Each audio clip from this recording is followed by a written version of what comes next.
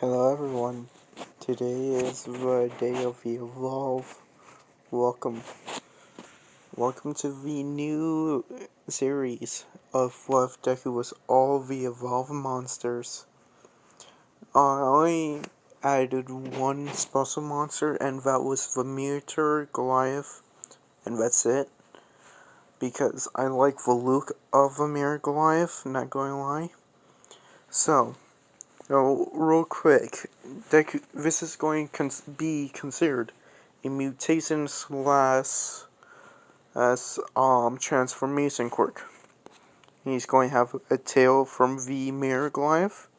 He's going to have the wings of the Kraken on his back, and I want to say he will have the scythes from the Wraith. He's going to be able to make webs from the Gorgon Behemoth. I'm just going to have his skin look a little bit more like rock. That's about it for Goliath. So, real quick explanation of each monster. Goliath has a fire breath. Hold on, I need to go to the game real quick. No, give me a second. Alright, so each monster's abilities are kind of different.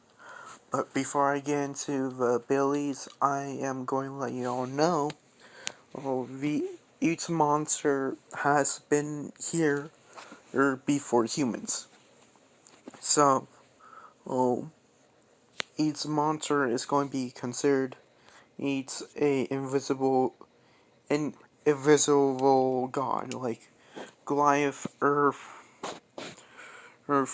Gorgon, Shadow, Wraith, Space, Kraken, Water, and Goliath, Fire. So yeah, that's how it's going to be. So, ship. Might choose, fuck. You know what? I haven't done a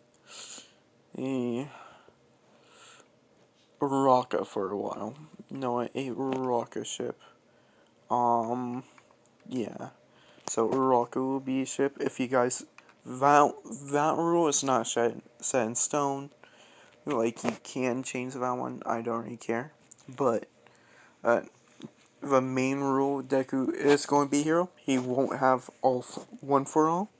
That's one thing. He won't get one for all. Because Deku is already very strong, as he is. So, yeah, I just need to look up the abilities.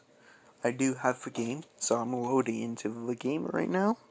I'm not going to play it. I'm just wanting to look up the abilities. So, anyways, I guess discussion time. Well, I want you guys to think of a interesting ability, like sub-ability Deku will gain. So, Goliath, Rockfall, Leech Mass, Fire Breath, and Charge. Lightning Strike for Kraken. Banshee Mines and Aftershock, Vortex for the Kraken. Wraith, Warp Blast, Adduction, Decoy, and Supernova. Behemoth is Lava Bomb, Ton Grab. Next one is Fire Rush, I believe. Yeah. That's Fire Rush. And Rock Wall. And the next one is Gorgon, Web Snare, Spire Trap, Acid Spit, and Mimic. So that's Deku's abilities, but real quick, there are more abilities for each monster. I have to, so jump, flying, teleporting, and so let me let you know. Goliath can jump, Kraken can fly, Wraith can teleport, Behemoth kind of turns himself into a giant bowling ball, basically. Gorgon, able to stick to any surface. So, yeah. With that in mind, Deku will be able to turn into all of them. But real quick, I want to get into the story of the monsters. The reason why I'm having them basically be gods of some sort. Humans, so monsters have been there at the start, and they're going to be there until the end. So, real quick, I'm going to get into tribes. This is going to be Inko's tribe, specifically. Her tribe is going to worship all these monsters. And, that's something else you guys don't need to worry about. So, also plus, once humans got technologically advanced, they started to hunting down these monsters. And because of monsters being so dangerous and all that, and for eating everything, they decided, well, we should start eating the monsters since they're a lot more food than the others. Which this causes the quirks to start to show up.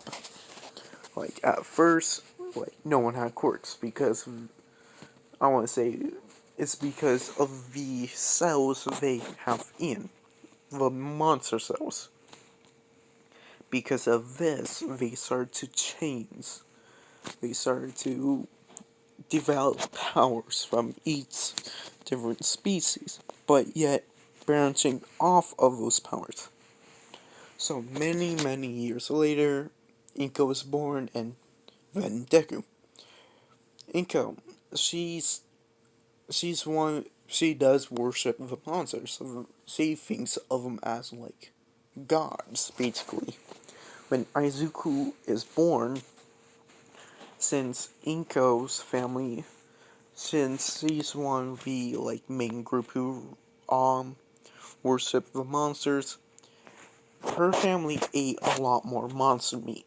I mean, like a lot more. Inko in her lifetime, she had a Goliath, a Kraken. She basically had each monster, which kind of caused Izuku to develop every monster power, aka he became the monsters. Like, as they say, it's not recommended to eat monster meat while you're pregnant because this could have negative side effects on your child. But Inko did not care. She worshipped the monsters. She ate monster meat. But one of the monster meat was a mirror Goliath. This what kickstarted Izuku becoming these monsters. Like, special monsters kick them off. So yeah. Once Izuku was born, born tail, like, born with all these weird things on. Like, they thinking, oh, this is his mutation quirk. This is actually pretty cool. And I want to say, since Izuku was in a lot of pain, I want to say each monster will be connected to his, actually, no, he will be, actually, yeah, since Deku is in technically a lot of pain because and Inko's in a lot of pain. Oh, excuse me. Sorry, I've dropped you guys. Guys, reason why is because, well, one, Inko just got give birth, and Deku, he just came out. So Deku is in a lot of pain, and Deku, I'll say, hey, Deku turned into the Gorgon, and everyone's like, what? This kid can turn to, it's a monster. Like, turn to the Gorgon? Then Deku turned into the Goliath. And the doctors are like, wait, what? He can turn to the Goliath too? Then the Kraken. And the doctors are like, holy shit, this is new. And then the Behemoth. The doctors are like, whoo, this is not going to be good. And Inko's like my child is like a god. He's the almighty monster hunter. I want to say there was a legend in Inko's family.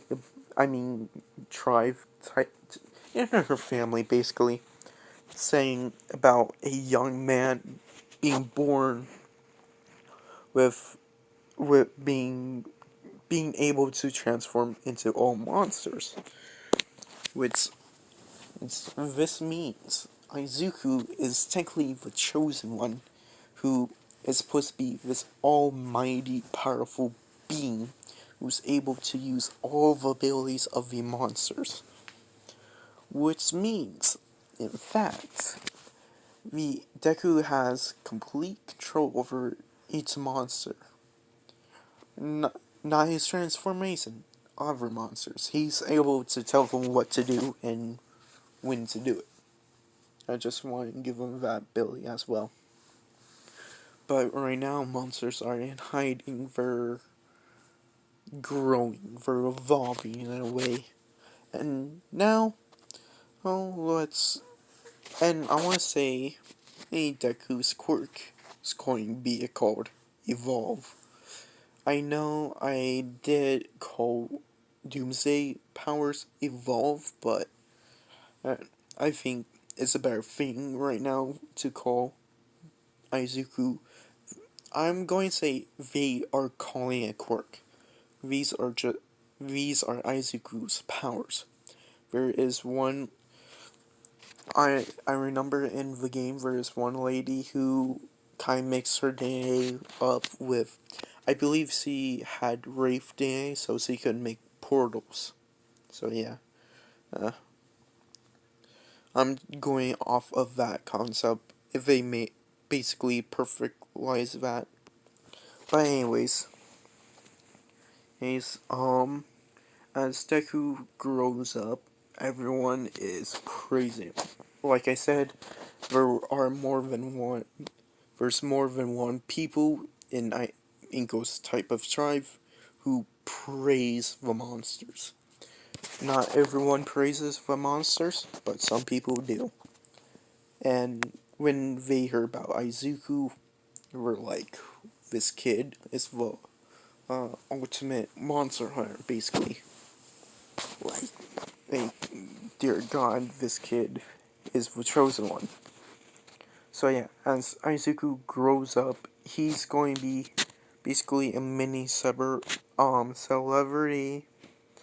As Izuku's life goes on, he is like very well known, but this brought on made Izuku a lot more sire and a lot more scared of people. You're thinking, how would that happen? Izuku should be more um out, but this had a opposite effect on Izuku and made him a lot more shyer. That's about it. Sorry if I am going quiet. It's just the way I'm speaking right now. Anyways, it's 8:20. Okay, got a while. I'm just very tired right now, so yeah. But anyways, it's time for Deku's first day of preschool. Yeah, Bakugo, he was trying to pick on a kid. Deku stopped it. And I want to say Bakugo does have his quirk. And Bakugo did try to blast Deku. And because of Deku's armor, he doesn't have to turn to Goliath. He full on tanks the shot. And Deku says, "Enough, Kacchan. Leave, leave this person alone. This is not Uraraka." Deku's going to save Uraraka like normal. But this kid is very grateful. So I'm going to have let you guys like I'm not going like fully get into the um the the part where he gets in, because I don't know if you guys want me to change the ship or not. So anyways, um Bakugo and Deku have like, I want to say, a as high. Alright, so as throughout the preschool, Deku is comfortable. Everybody praises him because, as I want to say, they did tell their quirks, and since people heard about Izuku being able to control um, all monsters, everyone's praising him more than Bakugo. And Deku is extremely shy kid, and Deku did say, "Yeah, I don't like to be crowded around," and everyone does respect that. Deku is one of the most respected kids because of his monster, as his monster DNA is going on. So Izuku, one of the best kids. Like, I'm going to say off right now, he's the best kid, the most friendliest, the most kindest kid. But he's the most shyest kid too. Deku never wants to get in fights. If someone challenges him, Deku will try to get out of this a fight. And when someone challenges him, everybody a defense Deku, even though Deku wants to be hero. And Deku, I want to say Deku always wanted to be hero. He's just that super shy kid. Like, he will eventually get out of cell at middle school. So, a couple years later, they're time for middle school.